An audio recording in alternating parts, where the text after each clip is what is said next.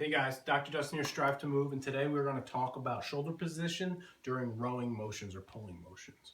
Probably one of the most common flaws I see in people with shoulder problems is the fact that they let their shoulder roll what I call forward or anteriorly. This causes a lot of problems on the front side of the shoulder. It could be bicep tendon, it could be labrum, all these type of things that we know aren't good can be at least mitigated if we can row and put ourselves in the proper position. So what do I mean by that?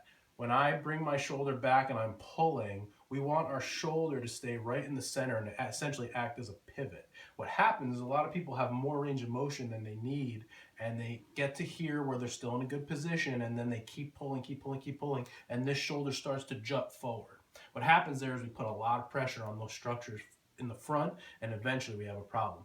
One of the populations that this is more of a problem with is people that are very, very flexible because they have a lot of range and they think that they always have to use it.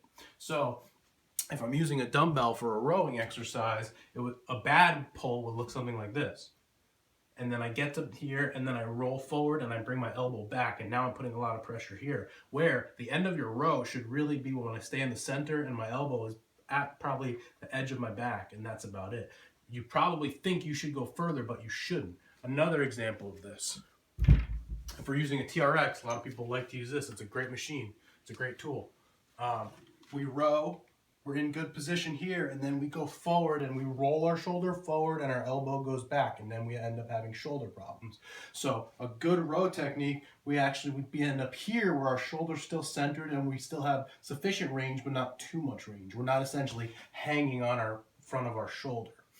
Why is this important for most people is because what a good exercise like a row that should be good for shoulder health ends up turning into actually something that hurts us. So it's often not the exercise, it's the technique of the exercise. So something to keep in mind when you're working out is less range than you probably think, and you just want to keep the ball centered right in the socket. You don't want to roll it forward, you don't want to roll it back.